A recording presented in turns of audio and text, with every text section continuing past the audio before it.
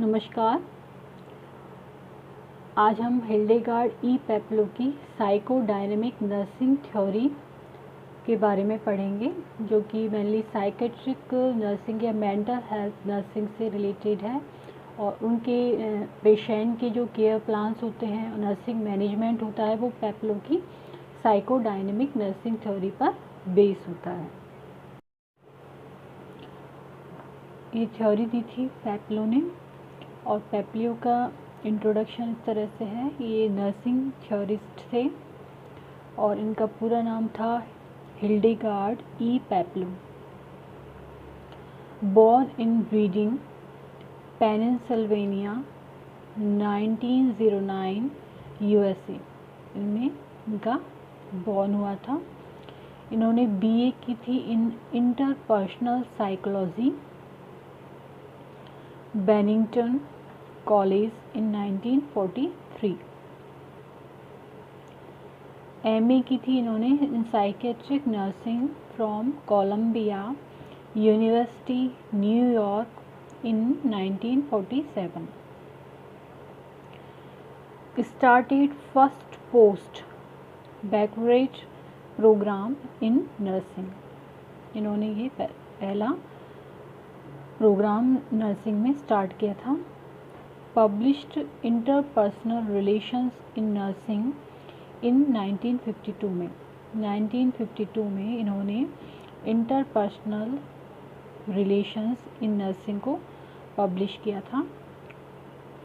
Worked with WHO, NIMH and nurse corps, इनके साथ इन्होंने काम किया था। डाइड इन 1999, डेथ हुई थी इनकी 1999 में। The theory was influenced by Harry Stack Sullivan's theory of interpersonal relations 1953। जो पेप्लो की थ्योरी है वो सुलेवान थ्योरी से, जो सुलेवान की थ्योरी थी इंटरपर्सनल रिलेशंस, उससे इन्फ्लुएंस थी, उनसे प्रभावित थी।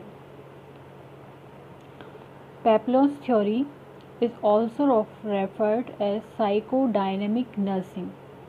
पेप्लो की थ्योरी को साइकोडायनेमिक नर्सिंग भी कहा जाता है।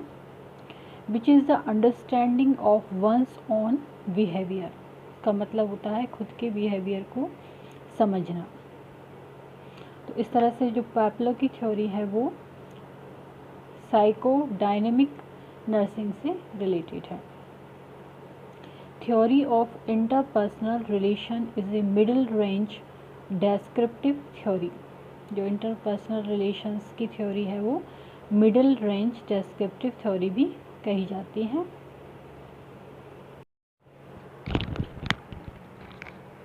Hildegard E Peplau developed her interpersonal relation therapy in 1952 में। इन्होंने 1952 में इंटरपर्सनल रिलेशन थ्योरी को डेवलप किया था। Mainly influenced by Henry Stack Sullivan, Percival Symonds, Abraham Maslow and Neal Elgar Miller, इनकी थ्योरी से प्रेरित थी इनकी interpersonal relation theory. Peplau's theory defined nursing as an interpersonal process of therapeutic interaction between an individual who is sick or in need of health services and a nurse specially educated to recognize, respond to the need for help। तो ये interpersonal process है जिसमें कि therapeutic interaction होता है, treatment का जो है वो इंटरेक्शन होता है उस व्यक्ति के बीच में या पेशेंट के बीच में जो कि सिक है या जिसको कि नीड है हेल्थ सर्विसेज की, और एक नर्सिंग पर्सनल जो कि स्पेशली एजुकेटेड है उस नीड को फुलफिल करने के लिए। तो ये है इंटरपर्सनल थ्योरी।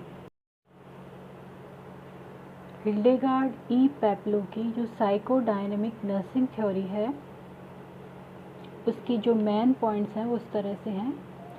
इसको पेप्लोस इंटरपर्सनल रिलेशंस मॉडल भी कहते हैं। पहला फेज है इसका ओरिएंटेशन फेज, नेक्स्ट है आइडेंटिफिकेशन फेज, थर्ड वन है एक्सप्लॉयटेशन फेज और फोर्थ है रीसॉल्यूशन फेज। तो ये एक इसका कंसेप्चुअल फ्रेमवर्क है पेप्लो की थ्योरी का। Orientation phase, identification phase, exploitation phase और रीसॉल्यूशन फेज।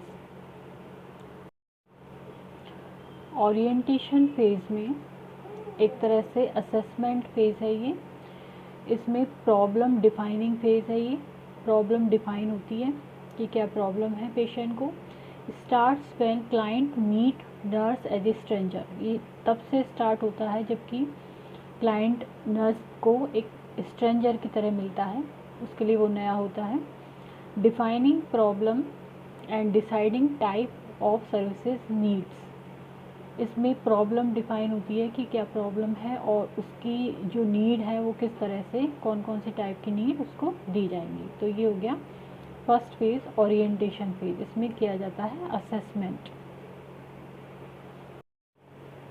अब जो ओरिएंटेशन फेज है उसमें factor influencing orientation phase, orientation phase को कौन कौन से फैक्टर इन्फ्लुएंस करते हैं, प्रभावित करते हैं। तो नर्स, पेशेंट और जो बीच का पोर्शन है ये है नर्स पेशेंट रिलेशनशिप। तो जो नर्स की क्वालिटीज़ हैं वो इसको प्रभावित करेंगी और पेशेंट की क्वालिटीज़ हैं वो इसको प्रभावित करेंगी। नर्सेस की वैल्यूज़, उसके कल्चर्स क्या हैं, उसके बिलीफ क्या हैं, पास्ट एक्सपीरियंस क्या क्या हुए हैं उसके साथ, एक्सपेक्टेशंस क्या हैं उसकी, और प्री कंसेप्ट आइडिया क्या है उसका, उस पर डिपेंड करता है ओरिएंटेशन फेज़ की वो पेशेंट को किस तरह से लेती है, उसकी प्रॉब्लम को किस तरह से लेती है। उसी तरह से पेशेंट के क्या क्या फैक्टर्स हैं, values, culture, belief, past experience और एक्सपेक्टेशन, ये सब चीज़ें डिपेंड करती हैं कि पेशेंट किस तरह से नर्स के साथ नर्स पेशेंट रिलेशनशिप बनाता है। तो ये सब हो गए फैक्टर इन्फ्लुएंसिंग ओरिएंटेशन फेज, और ये दोनों में अलग अलग इनके नर्स और पेशेंट के फैक्टर्स हैं, values, culture, belief, past experience, expectations and pre concept idea. Next है ओरिएंटेशन फेज है फर्स्ट, सेकेंड है आइडेंटिफिकेशन फेज। आइडेंटिफिकेशन में नर्सिंग पर्सनल डायग्नोसिस तैयार करता है, selection of appropriate professional assistance. Third phase है एक्सप्लॉयटेशन फेज, ये एक तरह से इम्प्लीमेंटेशन फेज है जिसमें कि use of professional assistance for problem solving alternative, professional assistance लेते हैं जो कि जिसका मेन मकसद होता है problem solving. Individual feels as an integral part of the helping environment, और इस इम्प्लीमेंटेशन के दौरान इंडिविजुअल ऐसा फील करता है कि वो उस एनवायरनमेंट का एक उसका ही पार्ट है। तो ये हो गया एक्सप्लॉयटेशन फेज। नेक्स्ट आता है रीसॉल्यूशन फेज, ये एक तरह से इवेल्यूएशन वाली फेज है जिसमें कि जो सर्विसेज दी गई हैं पेशेंट को उनका इवेल्यूएशन होता है, और टर्मिनेशन ऑफ प्रोफेशनल रिलेशनशिप, और फिर प्रोफेशनल रिलेशनशिप का टर्मिनेशन हो जाता है, पेशेंट को डिस्चार्ज कर दिया जाता है, उसकी डिजीज़ रिजॉल्व हो जाती है यहाँ पे। तो ये रीसॉल्यूशन फेज। तो इस तरह से हमने देखा कि पेप्लो थ्योरी में 4 स्टेज हैं, orientation phase, identification phase, exploitation phase और रीसॉल्यूशन फेज। नेक्स्ट है एंजाइटी, जो कि साइकेट्रिक प्रॉब्लम में मेन होती है। Anxiety was defined as the initial response of psychic threat. तो ये 4 लेवल की एंजाइटी होती है, mild anxiety, moderate anxiety, severe anxiety और पैनिक एंजाइटी। नेक्स्ट पॉइंट आता है मेटा पैराडिग्म। तो Peplau's theory and nursing meta paradigm. तो पैराडिग्म में 4 होते हैं, person, environment, health and nurse. Person में होगा a developing organism that tries to reduce anxiety cause by need. मतलब एक पेशेंट है ये यहाँ पे जिसकी कि एंजाइटी रिड्यूस करनी है इस थ्योरी के अकॉर्डिंग। तो वो हो गया person as a patient. Environment होगा existing forces outside the organism and in the context of culture, जो उसके चारों तरफ का एनवायरनमेंट है, उसके चारों तरफ के जो कल्चर, लोगों में कल्चर हैं और वहाँ का जो एनवायरनमेंट है आ जाता है इसमें। नेक्स्ट है health, a word symbol that implies forward movement of personality and other ongoing human process in the direction of creative, constructive, productive, personal and community living। Health में उसकी हेल्थ इम्प्रूव होती है, उसकी पर्सनैलिटी इम्प्रूव होती है और वो constructive सोचता है, प्रोडक्टिव बनता है और कम्युनिटी लिविंग में रहने लायक बनता है। तो ये हो गया हेल्थ। नर्सिंग में आता है role of nurse during various phases of nurse patient relationship. क्या होगा इसमें पैप्लो की थ्योरी में? Role of the stranger, role of resource person होती है, वो एक तरह से ट्रीटमेंट देती है। टीचिंग रोल होता है उसका, काउंसलर रोल होता है, लीडरशिप रोल होता है, surrogate role, technical expert role होता है नर्स का to treat the disease of patient. Next है application and importance of Peplau's theory. तो इसका इम्पोर्टेंस और एप्लीकेशन होता है प्रैक्टिस में, एजुकेशन में, रिसर्च में, एडमिनिस्ट्रेशन में। प्रैक्टिस में होता है Peplau theory is practice based theory होती है ये।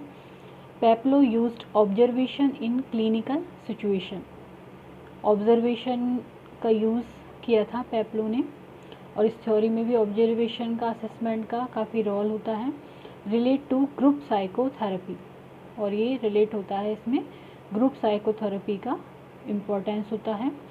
एजुकेशन में interpersonal relation in nursing used as a manual of instruction to nursing students, instructions दिए जाते हैं इससे रिलेटेड, इंटरपर्सनल रिलेशन से रिलेटेड नर्सिंग स्टूडेंट्स को। Foundation of psychiatric nursing education, जो साइकियाट्रिक सब्जेक्ट है नर्सिंग एजुकेशन में या नर्सिंग में, उसकी ये फाउंडेशन होती है थ्योरी।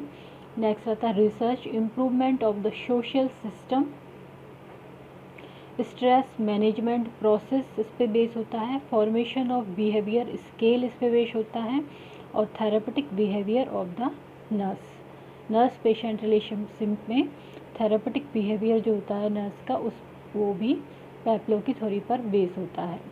और एडमिनिस्ट्रेशन में भी इसका यूज़ होता है। तो ये हो गया application and importance of Peplau's theory in practice, education, research and administration.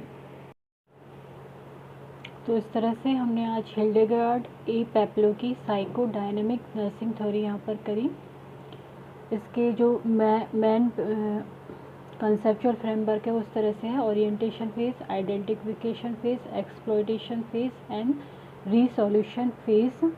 और इस नर्सिंग थ्योरी में मेनली जो साइकेट्रिक इलनेसेस हैं उसमें ये अप्लाई होती हैं और इसका एप्लीकेशन इसका क्लिनिकल प्रैक्टिस में, नर्सिंग एजुकेशन में, नर्सिंग रिसर्च में और नर्सिंग एडमिनिस्ट्रेशन में होता है। यदि ये वीडियो आपको पसंद आया है तो इसको लाइक करें एंड सब्सक्राइब करें। Thank you.